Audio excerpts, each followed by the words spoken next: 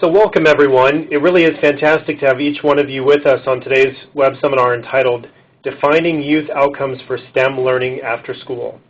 My name is John Branham and I'm Grantmakers for Education's Deputy Director. Today's web seminar, however, is brought to you by GFE in partnership with our Out-of-School Time Funder Network. GFE's mission is to strengthen philanthropy's capacity to improve education outcomes for all learners, an effort we accomplish by offering impactful place-based and e-based programming, knowledge products such as benchmarking, which is a publication that provides data analysis on the latest trends in education philanthropy. GFE's 2012 benchmarking report highlights that 72% of our members are investing in expanded learning time opportunities, including out-of-school time and after-school or summer programs. Although benchmarking is critical to helping us better serve our members, you can find other helpful reports available for download on our website at www.edfunders.org. Within GFE, we have 3 funder networks designed to bring together grant makers who fund specific areas of education reform. And as mentioned earlier, today's web seminar is brought to you by our Out-of-School Time Funder Network. The OST Funder Network exists to deepen grant makers' knowledge around OST-related strategies funders can employ to dramatically improve outcomes for all learners. Consistent with this strategy, the OST Funder Network develops meaningful opportunities for funders to learn and connect with each other as they explore these strategies and share effective practices. At a time when more education funders than ever are appreciating the value of engaging in OST, the network's efforts are incredibly valuable. All GFE members are invited to become a member of the OST Funder Network. If you'd like to do so, please contact the OST Funder Network Coordinator, Kathleen Trapphagen, at ostnetwork@edfunders.org.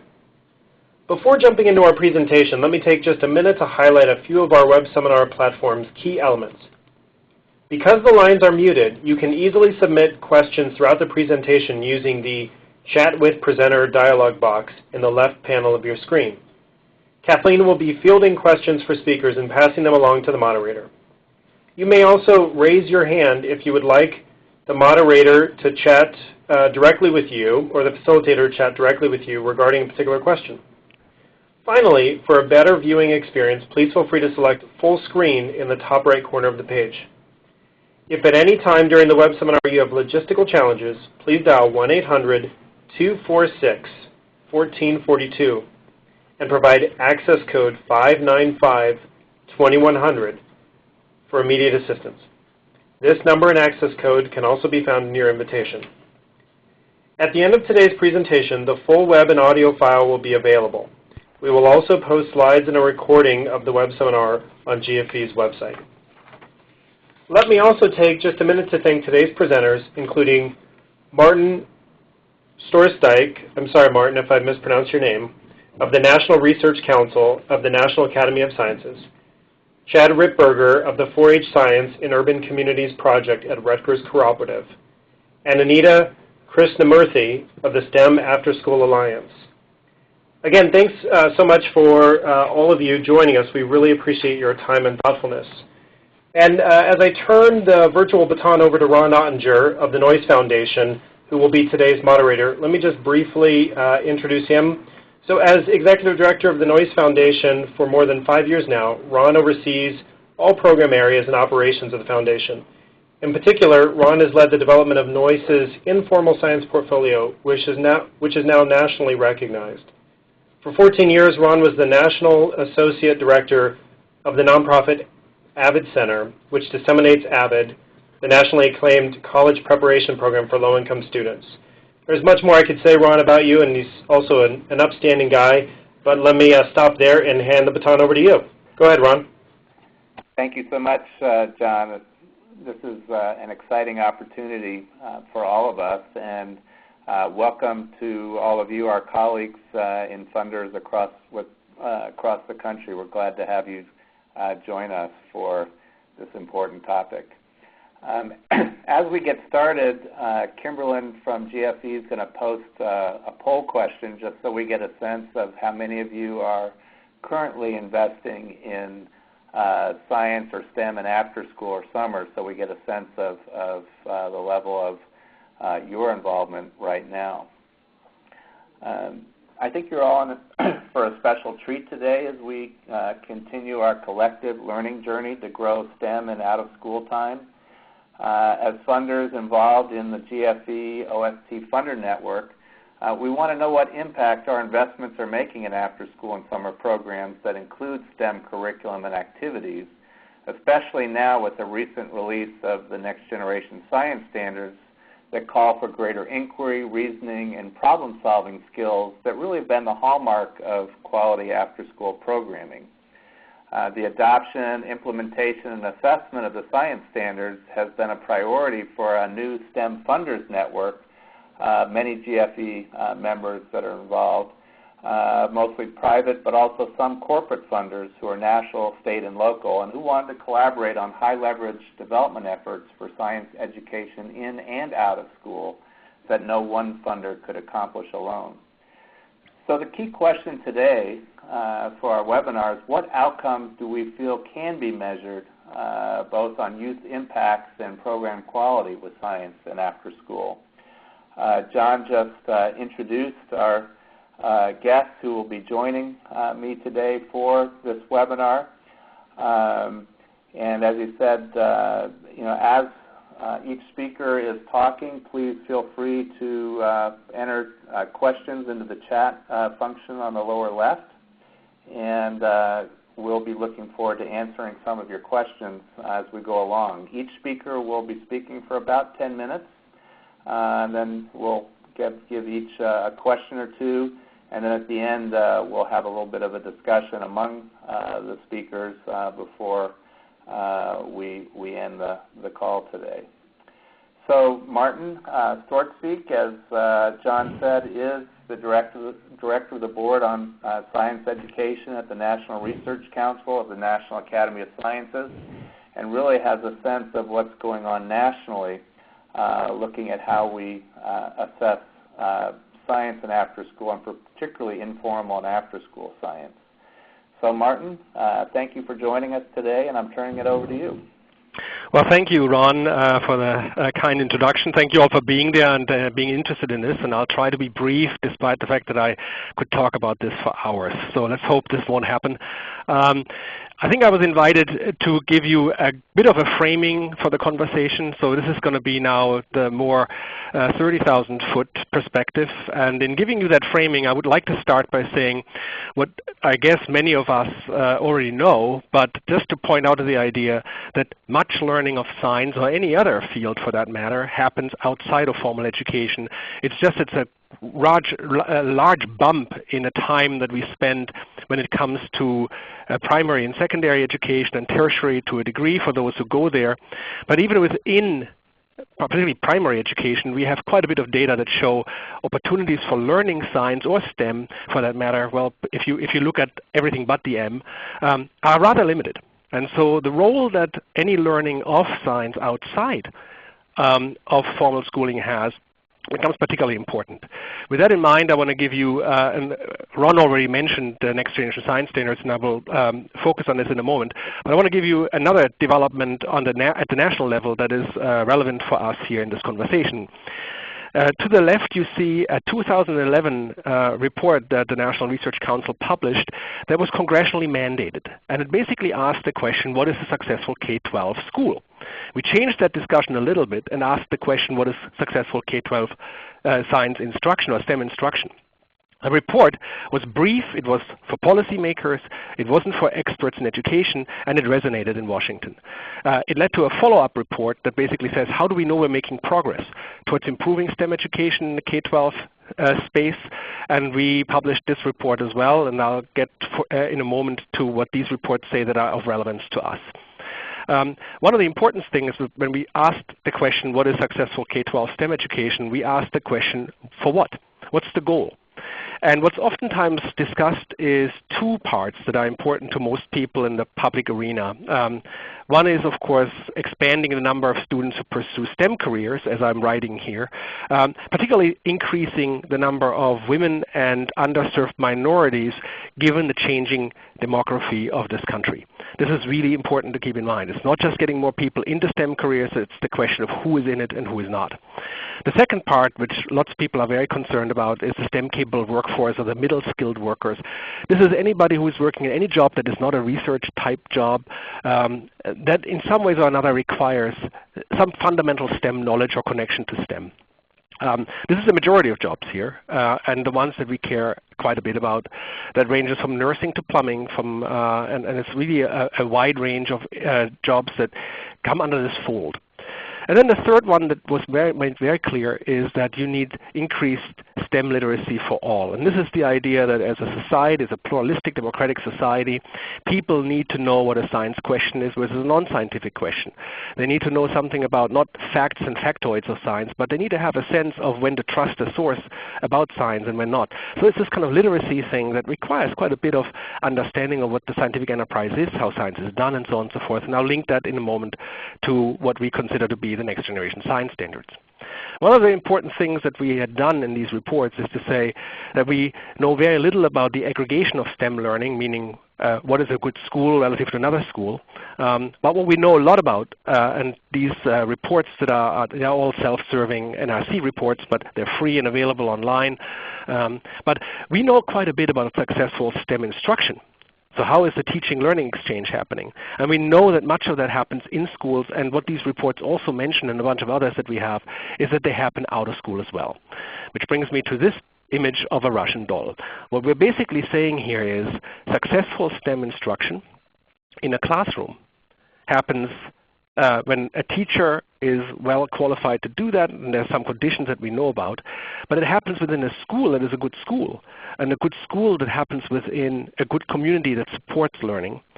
So good STEM instruction happens in good instruction in good schools, in communities that care and have resources, that happen in districts that focus on that happen in states that have the conditions that are right. And when we go international, we know that it happens in countries that give focus and support to this. That's the Russian doll component. You can see that a different way, which is next to it, which is a different way of thinking about this, which puts the learner in the middle, that recognizes that the learner has friends, peers, family, and so on and so forth, the social network in which you learn, that is then supported by all the other things that allow the learner to connect to any field, including STEM. And if you can see in the outer ring of this, I have some tools for this, I guess. In the outer ring here, schools are only a part of this. And there are many other areas in which this can happen, and we should be aware of that. That said, in reports that the National Research Council brought out in 2009 and 2010, summarizing what we know about learning out of school, we basically said that good science learning happens when 6 conditions come together. When there is excitement, interest, and motivation for learning, when there is an understanding of scientific explanation, to be able to generate those and so on and so forth, when you can then generate scientific evidence and explanation and arguments about it, when you can reflect on what science is and how knowledge of science is produced in society, when you have a chance at once to participate somewhat practically in science, which includes potentially using the language of science, the tools of science, and lastly, when you can develop an identity as a science learner, even if later on you will not be involved in science, but you have something that you know, I can do this, and so on and so forth. Now, what's important here is to remember that in these reports we published, we expanded upon 4 strands we'd already talked about by adding Strand 1 and Strand 6. And we concluded in these reports that what's particularly important, that where schools and classrooms are not doing a very good job, and will probably because of the pressure of testing and grades never do a good job, is the notion of excitement, interest, and motivation. And the idea of developing this kind of unencumbered identity as a science learner, as somebody who is related to science. And this is where the strength, we argued, in out-of-school time lies. That says, these ideas now are forming somewhat of a foundation for the next generation science standards that are supposedly changing the way in which teaching and learning in all classrooms K-12 happen. I don't want to go much into this at this point in time, other than to say that we started this process by creating a framework for K-12 science education that was then translated by 26 states into the Next Generation Science Standards, which were just published. What's important to remember here is that these frameworks require a lot of work at the state, district, and school level, and out-of-school support in the areas of assessment, curriculum development, classroom teaching, and teacher development. And there is a huge role for out-of-school institutions to help at every one of those levels.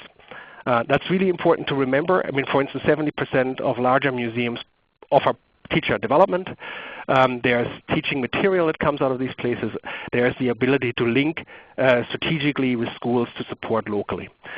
I would like to mention that one of what's important in these Next Generation Science Standards is the notion that what we put at the heart of it is the idea of just learning core disciplinary ideas, big concepts in science, but linking this interwovenly with the practices, with 8 practices of science and engineering.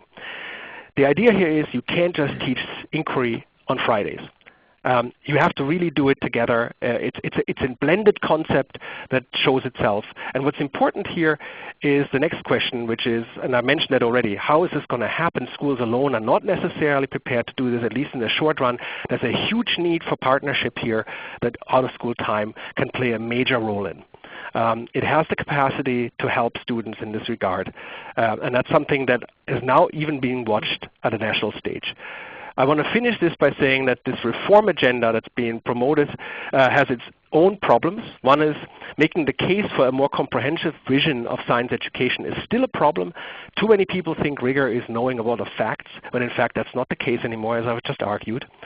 There is the idea that we have really a poor sense of how to measure many of these things that we care quite a bit about.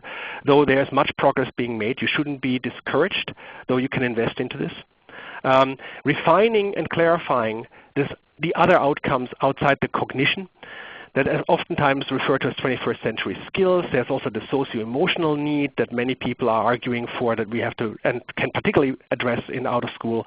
These are questions that are still being discussed, but there's much that one can invest into this. There's the idea of measuring the impact and making the attribution. What if a child develops over time? What's the out-of-school contribution to that? Making the case in this regard is really important. Then, very much at my heart, is the idea of local, regional, and national partnerships between schools and out of schools, and what you can invest in this regard will be extremely helpful. And the more difficult it is to do this, which we know it is not easy, the more urgent it is to start early on. And then this is my personal plea.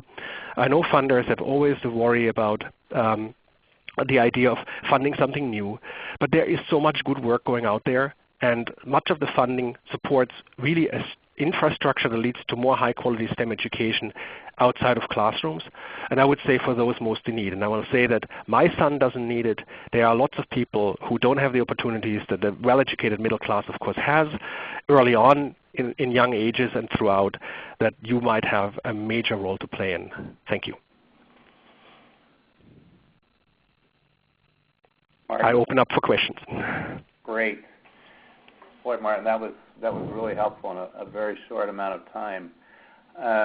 One question that has come in is, what work is NRC doing with the Alliance and perhaps others to create,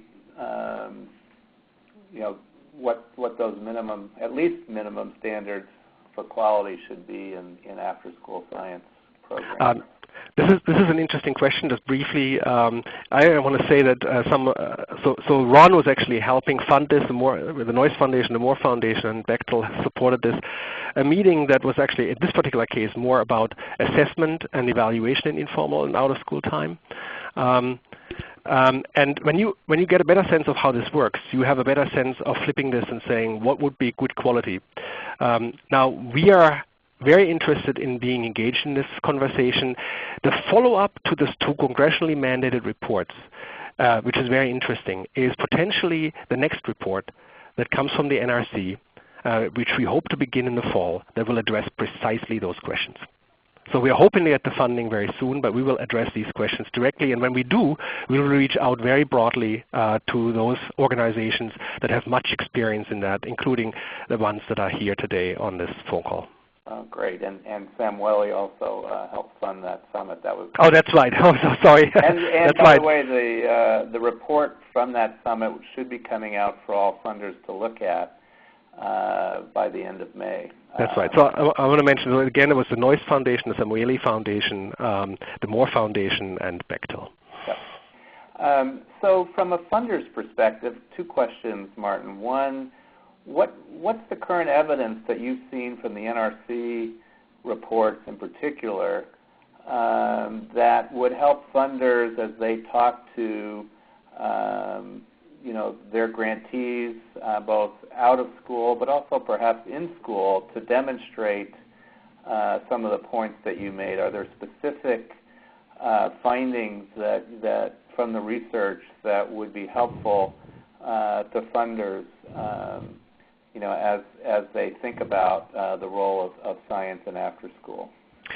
So our report more or less, in a broad stroke kind of way, supports the idea that in learning spaces that are non-assessed, particularly those are non-assessed, you have a much better chance to reach out to those students who are normally not doing so well in science or in STEM generally, particularly if you use strategies that are known to be closer to this idea of informal learning, which have to do with hands-on activities, problem-based learning, the notion of engaging directly with practices of science. These ideas of combining things, messing around, being able to play with this, not feeling that you constantly have to search for the right answer, creating a kind of a safe space in which you can explore the beauty of discovery and experimentation, would be particularly the part that's missing in schools and of which we know resonates particularly well with people. And including children, and particularly children from normally, traditionally not so much supported backgrounds. So that is almost like a broad stroke argument that we had found for what one could argue is high quality out of school time, whether it's in a museum, at a game, on a website, or in an after school or extended school program. Great. And then the poll question, we found that about 3/4 of the funders on the call are investing in OST and in STEM and after school and summer, so that's great to know that level of engagement. Last question, Martin, before we move on to Chad. Is there any sense of what setting is most effective for getting kids interested and engaged and motivated? What differences are you seeing between after-school programs, summer programs where perhaps kids have more concentrated time, and maybe the visits to science centers that a number of funders have been supporting? There is no systematic evidence that favors one over the other, just like there's no systematic evidence that says one type of school is better than another type of school. The problem is the self-selection. And the question is whether there should be a way. But my sense is what we have to think about is what you can create locally almost as a system of opportunities for STEM learning, that it identifies the idea that every kid and every adult has probably a different flavor and need, preference. And so it will probably be a kind of a local preference that you have where you feel more comfortable funding or supporting or investing in. But to say doing games is the best thing now, or doing an after-school program, it all depends. So there's unfortunately no silver bullet. I want to mention, since you mentioned summer programs, that things like summer programs are extremely effective in making sure the kind of learning gap that we get between the end of the school year and the beginning of the next one doesn't appear. And there's actually some fascinating research that shows how summer programs can compensate for bad schooling in the summer during the school year, or even compensate, good summer programs can compensate for STEM-focused schools and the advantage that they would have. But I would actually argue it is the ecology, and it depends on what the local needs are. Great. Thanks so much, Martin. We will come back for a little discussion at the end, but that was really helpful, I think, to me and to everyone. Thank you. So we're very fortunate also to have with us Chad Ripberger, who's the county 4-H agent and department head for the Rutgers Cooperative Extension of Mercer County, and he's also been the director of the 4-H Science Initiative in urban communities across the country. And the Noyce Foundation has been a significant supporter of helping build the capacity of 4-H, which is in every county in the country, which I didn't know when I started at Noyce, and really has already terrific curriculum, professional development, and assessment support that can be accessed by funders and providers and intermediaries across the country. So we invited Chad to come on and to give us a little orientation to 4-H's development work and its ability to measure the impact of 4-H's efforts, which also connected with some of the other national out-of-school time science initiatives across the country. So Chad, thanks for joining us, and please give us some of your words of wisdom. Thank you, Ron, and I appreciate the opportunity to talk a little bit about our 4-H science program efforts and also our outcomes in this area in out-of-school time science. And I hope to provide a little bit of a snapshot of how we've been addressing some of the needs and opportunities presented by Martin in that first session. Great. As you can see here, this is a photo of one of our 4-H after-school science clubs in Trenton, New Jersey. And I think this is a nice representation of what Martin was talking a little bit about. You don't see kids sitting in neat rows, and you don't see textbooks, and the focus here is not on learning the facts of science, but the kids are wiring a cardboard house that they created, and they're installing and wiring lights in each of their rooms and a miniature ceiling fan and a doorbell as well. And we didn't tell them how to do this. We just gave them the materials, and then as Martin talked about, they started to get to work playing with the materials, figuring out how to utilize the materials.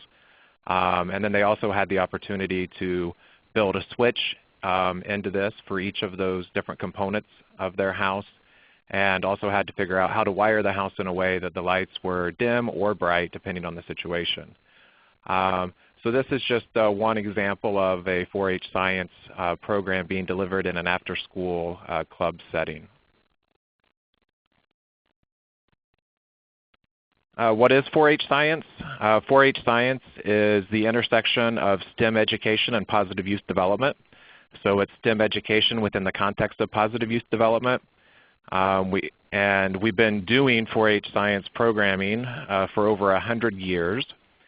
So it's not just that we're looking for young people to develop the knowledge about STEM, but we want them to be able to apply that and utilize that in their local community to address a real issue in their community, and through that process develop the leadership skills and the communication skills and the teamwork skills that we know are so important.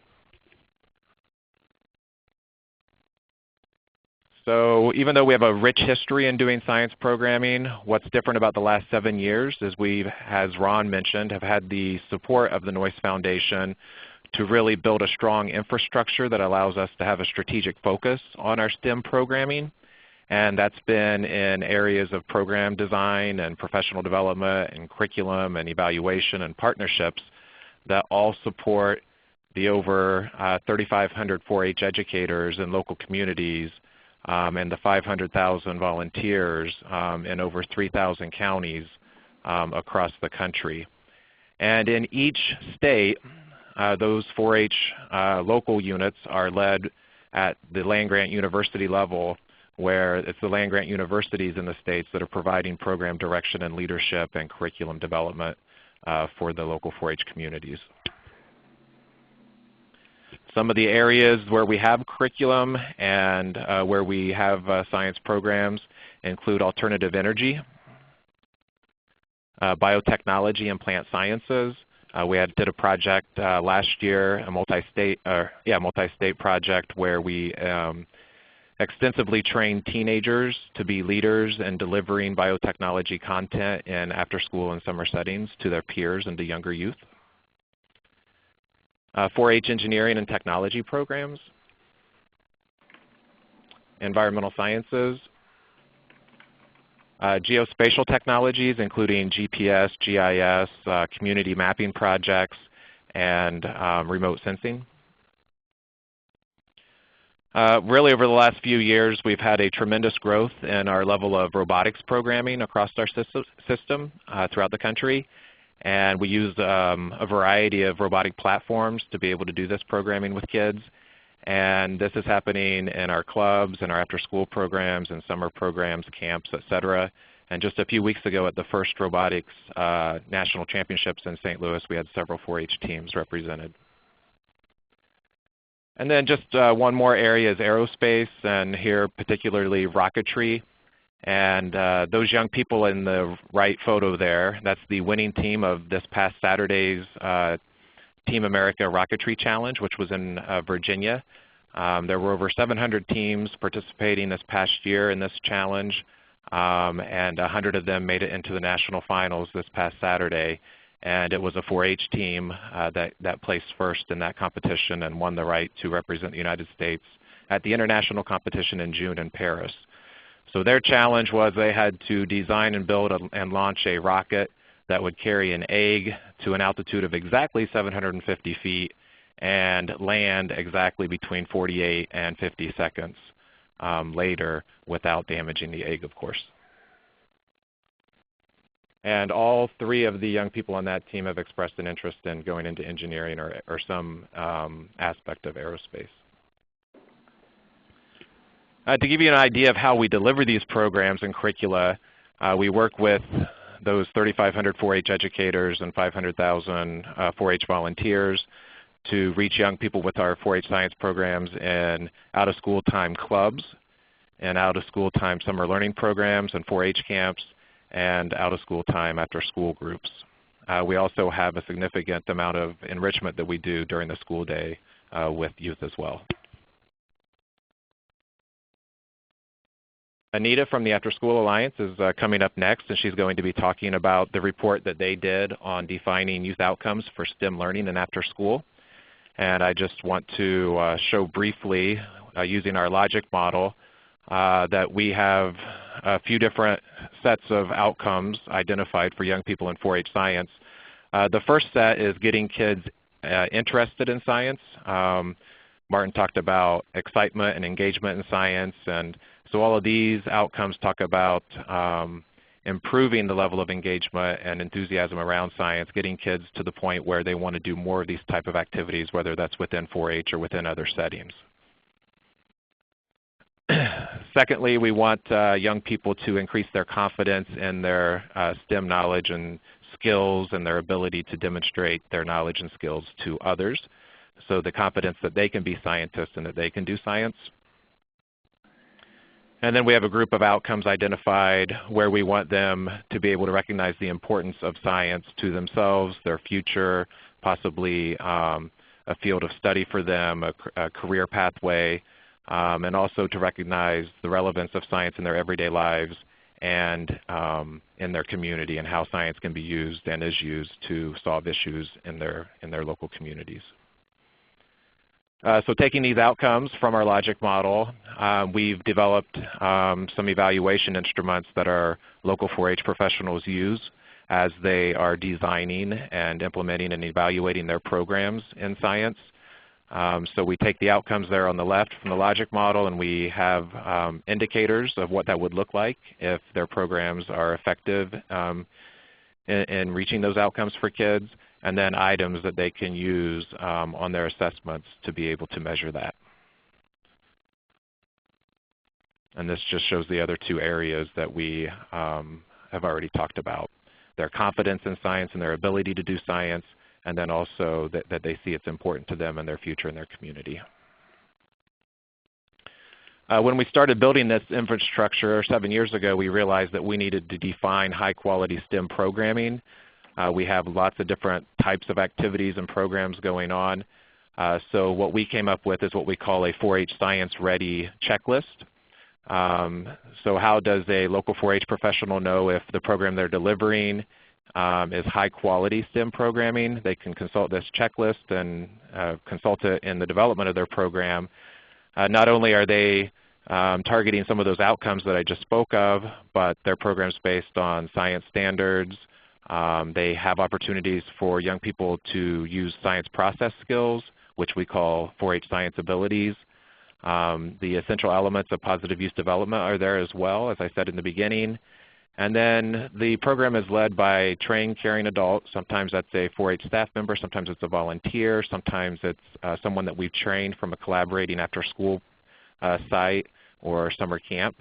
And that adult is facilitating the program and acting as a co-learner along with the youth instead of as an instructor up in front of them. They're learning from experience, and also it has the inquiry approach to learning where they are taking advantage of the young person's natural tendency to be curious and creative. And then lastly, it's sufficient in frequency and duration to allow them to achieve some level of mastery with whatever the science content and skills are. So real quickly, just some of the professional development resources that we've developed over the last 7 years. We start with people with the science logic model, the Science Ready checklist, which we've already talked about. We developed a Science 101 guide that they can use that addresses a lot of the things that are in the Science Ready checklist. We came up with 4-H science competencies for the out-of-school time professional. And then there's a self-assessment that's online that they can do to identify if there are any gaps in their competencies around out-of-school time science. And then there's also several learning modules online that talk about inquiry and experiential learning. And the other thing that we've done is identified a lot of really strong 4-H science programs across the country. And we have the 4-H Science in Urban Communities Promising Practices Guide, which is online. But also we did another study that focuses on promising practice as well. Chad, can you go straight to the results, because we're only got just a couple of minutes and we won't be able to ask any questions. No, that's all right. So all of those resources are at 4-H.org, including all of our efforts around science evaluation. I've already talked about some of our instruments that we use, the case studies I just mentioned, and then we're also working with Dr. Robert Ty and his colleagues at University of Virginia on the development of a longitudinal study. So in delivering our programs in out-of-school time, we partner with a lot of after-school and summer program providers, whether they're 21st century community learning centers, schools, other youth development organizations, whoever they might be, whoever's working in that time. And then we provide a lot of direct delivery of programming, but also train a lot of their staff to deliver the programs. So these are some of our out-of-school time partners. And we had a summit with them in February looking at how we can work together at the national level to continue to move the out-of-school time science field forward. Last slide, I just want to mention we have a National Youth Summit series that has just been announced, and we're doing a National Youth Summit on geospatial technologies in September, one on agri-science and biotechnology in January, and one on robotics in February. So those are available too on our website. So I thank you for the opportunity to share, and if there are any questions, I can address those now. Yes, just a couple of quick questions. And by the way, 4-H itself has instruments, a youth engagement and attitudes survey, and they've got strong results. And on their website is a paper on outcomes. But Chad, real quick, if you're a funder and you want to talk to your local 4-H person or your state 4-H person, how do they find that person? Okay, yeah, if you go to 4-H.org, you can find contact information for any 4-H unit in the country, and it's right there on the home page. And how much partnering does 4-H do with schools? I think most of folks are familiar with clubs, but they're not as familiar with the after-school program. Is it a big part of what 4-H does? Oh, for sure. Most of our after-school work, we don't have our own facilities for the most part, where we have our own site. But most of our work in after-school is done in providing curriculum and professional development and direct programming to, like I said, 21st century sites, other youth development organizations, anyone that's running an after-school program serving kids between 3 and 6. And finally, how does 4-H, Martin had talked about young girls and underrepresented groups, particularly those with language issues. How does 4-H reach out to those groups, and particularly those in rural areas where you're very strong, and the new work you're doing in cities? Well, that's a focus. All of our grant-funded programs, we include an element on reaching young people who are underrepresented in STEM majors and careers. So we intentionally target those populations whenever we're doing our programs. Great. Well, Chad, we will come back to you. Thank you so much. That was really informative in a short period of time.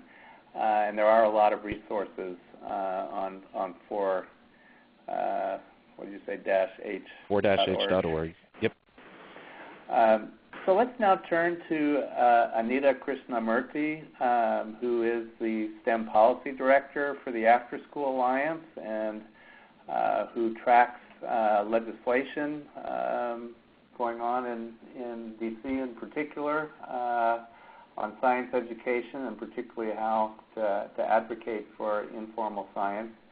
But Anita and colleagues just completed a study looking at what the field and leaders in the field think about the kind of outcomes that can be assessed for science and after school. So Anita, thanks for joining us today. Thanks, Ron, and hello, everybody. It's very nice to be here. So I'm the Director of STEM Policy at the Afterschool Alliance, which hopefully many of you have heard of. And one of the issues, as Ron said, is that we do a lot of policy and advocacy work here in Washington, D.C., and I do apologize if you hear a lot of sirens in the background because we work right next to the White House and there's always motorcades going up and down. But one of the questions that kept coming up all the time as we were talking about after-school programs and their potential for STEM learning was that we found that lawmakers and education policymakers in general are very supportive of after-school programs, but wanted to know exactly what it is that after-school programs could deliver in terms of sort of STEM learning outcomes. And that prompted us to undertake this study. Because at the same time as these questions are coming up, we all know that the after-school field has very enthusiastically embraced STEM learning. There's a lot of after-school programs that are offering STEM STEM opportunities for children and young people. And concurrently, there's a lot of support systems and partnerships that are being put in place. So, for example, the statewide after-school networks that are funded by the Mott Foundation now exist in 41 states. And with the partnership of the Noyce Foundation, many of these statewide after-school networks are doing a lot of work to really build systems for STEM and after-school in those states. There are city intermediaries. There are also the 21st Century Community Learning Centers program, which is the Department of Education funding stream for after school, is also placing a major emphasis on STEM. So there's a lot of infrastructure that's being put in place to really help support after-school programs to implement STEM. But as Martin said at the beginning, while all this is happening, there continue to be debates about the role of after-school in education generally and also in STEM education. And as we live in this very assessment-driven environment right now, informal science assessment is also receiving a lot of scrutiny. As Martin said, the National Research Council held a summit on informal science education and after-school assessment in June of last year. And so as all this is happening, it feels as if there is a huge opportunity to really position after school to be a part of this larger STEM learning ecosystem that Martin referenced earlier. But we also felt that unless after-school providers spoke up about what were appropriate expectations, what were appropriate and feasible outcomes for after-school programs, and what were not, then a variety of inappropriate measures and expectations might be laid on them that push them more into doing things that might be more appropriate for one of the other settings like schools. So we undertook what is called a Delphi study, which is basically a way to gather a group of experts and do some online surveys. It's sort of an expert panel, and we did 3 rounds of surveys. And we presented them an initial framework of outcomes to react to, and we reached consensus around outcomes indicators and sub-indicators. And I just want to say that the participants in this survey consisted of expert after-school practitioners and providers, as well as other stakeholders like funders and state 21st century coordinators. So just to ground you a little bit in the terms that I'll use in the remainder of my presentation here, we talk about outcomes, which are the sort of major impacts on young people, the big bucket impacts, if you will, and then indicators, which are sort of start to get a lot more concrete about the ways that young people can demonstrate progress towards these big outcomes. And the sub-indicators are sort of the specific measurable dimensions of the indicators. So the main finding here is that we found that we asked after-school providers and stakeholders what they felt after-school STEM programs could really accomplish and what they could support young people to do. And these are the 3 sort of big things they came up with. And what's interesting here is that a lot of after-school providers, and I think external stakeholders as well, often think of after-school as the place where you might get kids and young people excited and engaged in STEM, but not necessarily talk about the other kinds of capacities and knowledge that they might be gaining. And in a previous study we had done, as well as this one, we found that it really doesn't stop at that developing interest in STEM and STEM activities. It actually, the providers are relatively confident that their after-school programs also develop capacities in these young people to productively engage in STEM, and that they can help them come to value the goals of STEM and STEM learning. And this is really important because we know that in isolation, any one of these are not going to get us to that end goal of STEM literate citizens or young people and folks who can go on to actually pursue STEM in their careers. And this is very much a cycle that schools and after-school programs and other community partners all have to participate in together so that we get all 3 of these outcomes for the young people. So as I said, the indicators are the concrete ways that youth demonstrate progress towards these intended outcomes. And we asked people to rank in the order that they felt they most confident about what after-school programs would be best positioned to do. And this is the rank-ordered list of 6 that they came up with. And what you see here, of course, is that in a way, the things that are more actively related to the doing of STEM are what people felt much more confident about than things that felt a little bit removed from what they might be able to see in an afternoon or over the course of a week. And again, that is very much reflected in the sub-indicators. And I'm not going to go into all of this. I know this is a little bit of an eye chart, but what these sub-indicators, they grouped the set of 17 sub-indicators they ended up with into high levels of confidence and medium levels of confidence. What's noteworthy is none of them were listed as low. And the high levels of confidence really stress sort of the doing of science and developing skills. And the ones that they said they had perhaps medium levels of confidence is, again, just in relation to the ones that they had higher levels of confidence, that it's just perhaps more specific in terms of links to STEM resources or expertise where youth demonstrate very specific types of knowledge. So the sub-indicators that they have much more confidence in tend to be much more immediate and representing things that can be documented in the short term. So just to give you a very quick example of how this kind of framework of outcomes indicators and sub-indicators could be mapped into an actual program, here's an example for a program out of the Museum of Science in Boston, Engineering Adventures, which is for elementary school children, specifically for out-of-school time. here are sort of a list of observations they see in the children who participate in the program, that kids are observed collaborating, they're observed applying knowledge, etc. And then what you can see is that the observed applying knowledge maps into a particular kind of sub-indicator, which is the demonstration of STEM knowledge. And so here's how we can show programs how to map what they are observing into the sub-indicators, indicators, and finally the outcomes. And the reason we think this is important is just to provide some kind of common language for programs to start describing their impacts.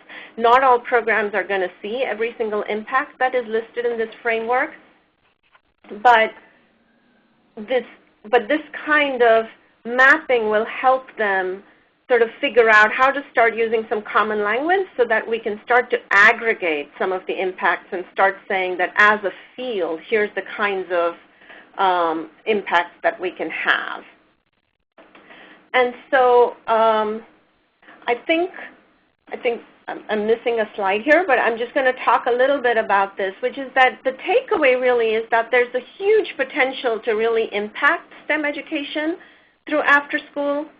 There's some differences in perspectives that we found between the practitioner group and the funder group. So for example, the funders sort of ranked the field's ability to impact life and career skills sort of lower than the practitioners did. So the practitioners actually felt much more confident that they could impact particular skills. And the other thing that was really interesting, a very striking difference of opinion between the two groups, was on whether there were appropriate assessment tools available. So they had all these sub-indicators that people sort of went through and ranked and rated. And we asked, how confident do you feel that you can that there are existing tools available to measure these kinds of impacts? And the practitioner group, almost to a person, said they didn't think such tools existed, whereas the sort of more policymaker and funder group thought that these tools did exist. So there clearly needs to be some dialogue between the various stakeholders to determine exactly what the situation is, whether the tools exist and the practitioners think they aren't very useful, or whether the practitioners just don't know about the availability of existing tools. And then finally, sorry, as I said, I seem to be missing some slides, but I had some recommendations for what people could be doing. And let me pull up my own slide here so that I can share that with you all. So I think, as I said, one of the clear needs is definitely for the various stakeholders to be having this conversation about what kinds of tools exist and how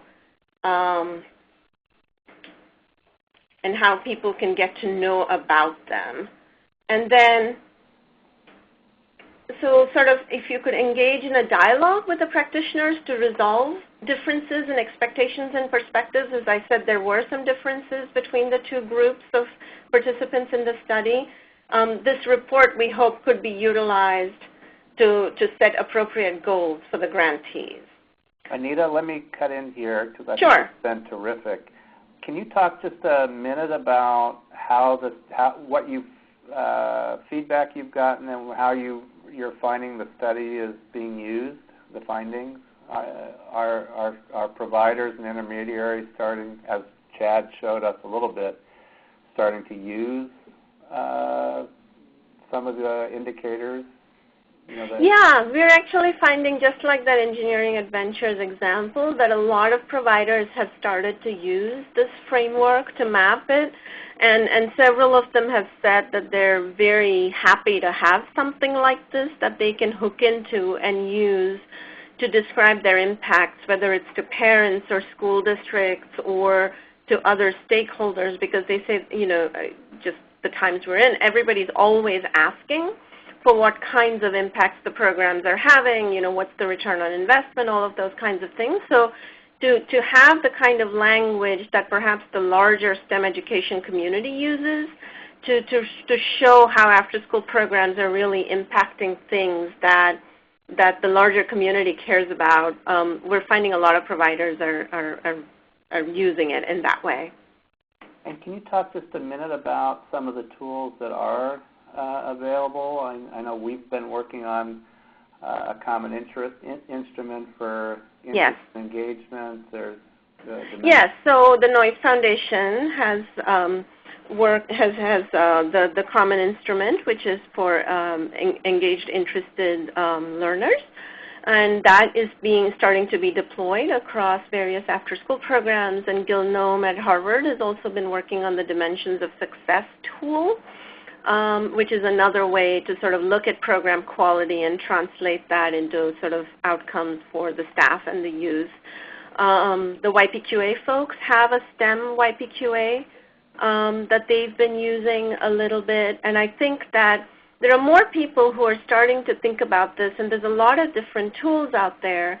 But as I said, one of the things we really wanted to sort of point out here through our study, because it sort of came out so clearly, was that the sort of funders, practitioners, and evaluation experts really could be convened to examine the available assessment tools and map them into this framework and look at the kinds of outcomes that the field is saying they can support to determine if new assessment tools are actually needed. So funding some of those systems for development of any additional tools is a great need, as are, of course, sort of funding systems for professional development, because that's a huge need.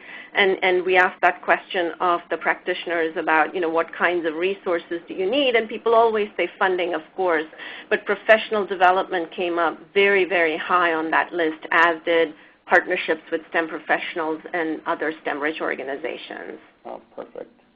We're going to do just a little discussion among the presenters right now. I'm going to ask a few questions, and to our audience, if you have other questions you want us to ask, please jot them down. Chad, could you just take a minute and talk about some of the results that 4-H is finding from its science work? I know you've got a very strong tool to look at attitudes and so forth. And there is an outcomes paper, which I think is in the link that Kathleen sent around in the email confirming this webinar. But Chad, can you talk for a minute about some of the findings? Sure, I can do that. Based on our YEEK study, Youth Engagement, Attitudes, and Knowledge, which we have administered a few times now over the last several years, we found that youth who participate in our 4-H science out-of-school time programs are significantly more likely than their peers to hold positive attitudes about science. And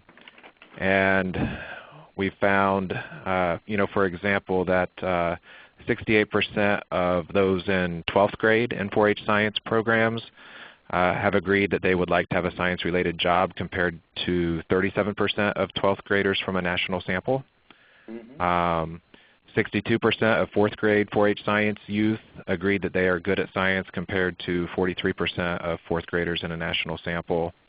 69% have agreed that science is useful for solving everyday problems, compared to only 40% in a national sample. So those are a few of the things that we're finding as far as their attitudes towards science compared to their peers. And then another thing that's interesting is we looked at different levels of frequency and duration, as I mentioned when I talked about science-ready programs. And those in a high exposure group that are getting at least 1 hour per week for at least 5 or more months, they rate themselves higher in their decision-making skills, their critical thinking skills, and their problem-solving skills than participants at other levels of frequency and duration of programming. And yep. Yeah, dosage matters as well as quality. Yep. Yeah. Martin, what are some of the evidence and the frameworks that you're finding from the National Science Foundation and Department of Education? There have been quite a bit of discussion about 21st century, and they're getting heavily involved with science. What do you see as some of the outcomes that the federal folks are paying attention to? Well, this is interesting. There is, and you should all be aware of this, there is a new framework that was published by the Department of Education and the National Science Foundation about evidence in the area of STEM education in formal and informal settings. And it's a complex framework that will be very useful for all of us to realize what does it say and what does count as sufficient evidence for making claims. This is very new, and I can't really tell you what exactly it says, but I can tell you that we are very interested in finding out more and working and utilizing this and making sure that the community knows what it says. This will be very important when you want to write grants to any of the various federal agencies. This will be so. Private foundations might think differently about this, but many of the people who will come to you probably have to understand that, and will be useful. The private foundation community can link to that either by saying this sounds reasonable to us, or by saying that's a bureaucratic thing from Washington, we don't care. That's really important, and it links a little bit to the kind of realistic expectations that we should have when we want to make the case. I've been an evaluator before I had my current position, so I know a little bit about the problems of trying to quantify things and always knowing that you'd never tell the whole story when you reduce it. So there's a bit of a trick here, a tricky situation. And I know there are lots and lots of surveys that are now being developed and evidence frameworks and so on and so forth. But it's really a problem, both to make the case to people who are skeptical, as well as to actually have the reasonable expectation of what I can actually measure and what that means for what I've actually accomplished. That may be very abstract, but I will tell you, if you have an increase of, let's say, what Chad talked about, is an increase of 37 to 47%, is that important? Is that something I should expect? Is that something that I value? These are big questions that as a community we still have to worry about. It might internally make us happy, but I know, for instance, with the new budget that came out where STEM education, the $3 billion of STEM education and the federal government have been reorganized, informal didn't do so well in terms of where you can realize that people who made choices have a deep understanding of what it is. So I'm a little concerned about the idea of still making the case for the vision and for our outcomes. It's fantastic that we have these reports and that we have, for instance, all the resources that 4-H can provide and that the Afterschool Alliance is now working on, but there's still a long way to go to have skeptics be convinced. Yeah. So to that end, Anita, especially since you follow this policy arena, and we're thinking about outcomes and what moves, policy. We think of policymakers mostly as legislators, but we also probably need to think about economic buyers, such as principals and superintendents who, invite this programming onto their campuses. How are you looking at, from a funder perspective, how we ought to look at investing in after-school programs as partners with schools? Yeah, thanks, Ron. That's a great question and sort of really the issue of the moment. As you all know, there's so much of an emphasis on sort of reforming schools and what happens during the school day and perhaps extending the school day. And while all of that is necessary, I think it's really important to remember that schools simply can't do it alone. Even the best of schools, it's very, very hard for them to do it alone because, as Martin was saying, informal and after school are just a different setting and a different way of engagement for young people, particularly those who might be disengaged from school, to engage in learning generally and in STEM learning specifically.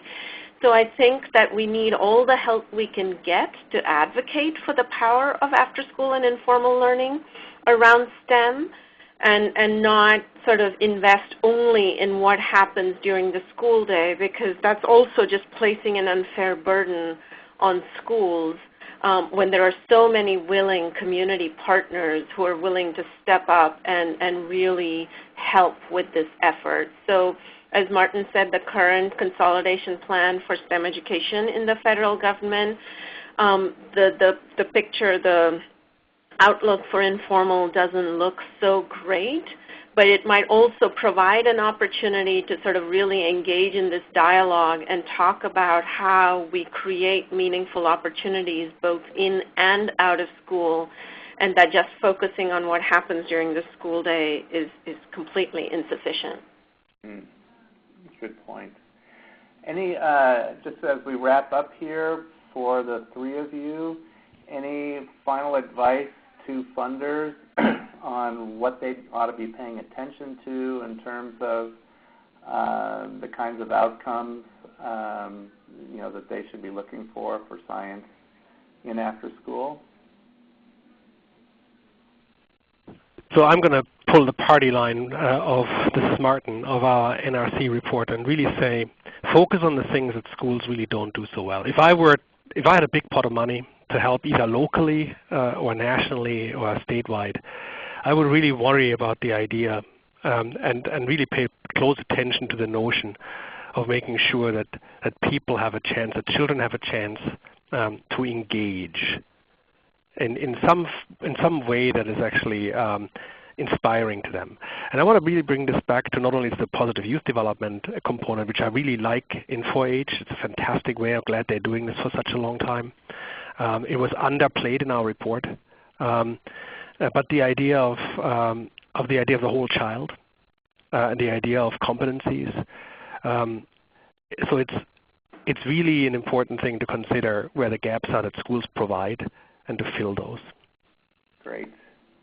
Yeah, and I will say that I think the next generation science standards do provide that kind of opportunity for school districts and out-of-school time providers to engage in a really meaningful dialogue and for funders to support those kinds of conversations and sort of support the investments that will make those kinds of partnerships happen, because people do what they have to do, not what they might like to do. And so I think sometimes putting in sort of requirements that require partnerships with informal education institutions might actually help to sort of push this further along. So sort of in funding solicitations and things like that, trying to increase partnerships between schools and informal education providers, I think would be hugely helpful. Oh, good. Chad, last question for you is, what have been some of the barriers that you've seen to implementing high-quality science in after school, and what are some of the steps that you and your colleagues have taken to overcome some of those barriers? That's a big question. I think, as like I said, most of our work in 4-H youth development is done in partnership with after-school providers and summer program providers, and what we've learned is that lots of different programs, depending on who's providing them, vary greatly in quality and just in their readiness to be able to really focus on STEM programming. So that's where, as we continue to work with the partners and have opportunities to provide professional development to collaborating staff and others just to help move us further in that direction, we've been happy to do that. Oh, that's great. Well, thank you to all our presenters. You all were terrific in a very brief amount of time to give us the kind of information that you did. The slides will be available on the GFE website after the webinar, and Kathleen may send them around, and also some of the reports that have been mentioned, we'll try to get those out too. So at this point, I'm going to turn it over to Kathleen to wrap up this webinar. Thanks a lot, Ron. I'd like to finally take a brief minute to mention some of GFE's future programs. First, the annual conference, themed Philanthropy Rising to the Challenge, Leading a Nation More at Risk, will be in Houston, Texas, October 16th through 18th. So please look for registration opening in early June. Second, GFE will offer a member briefing focused on collective impact, strengthening the practice of cross-sector collaboration, May 22nd to 24th at the Aspen Institute in Aspen, Colorado. See the GFE website for registration information there. For a few closing thoughts, the full slide deck will be available. I know we wanted to put in the slides that Anita had missing, so we'll do that and make sure that everybody gets that over email. And later today you will get an evaluation of today's program, and that will take you less than 5 minutes, I would say, to fill it out. I know you've already given us 1 hour and 9 minutes of your time today, and we really appreciate you doing that. But please fill out the survey. I'm kind of begging you to do that because that is some of the only ways that we know how well these web seminars resonate with participants and how we can do better in the future, what's working and what's not. So please fill that out. And I wanted to thank all of our presenters. A lot of work goes into presenting in these web seminars, so thank you so much for your time, Anita, Chad, Martin, and Ron for facilitating. Great job.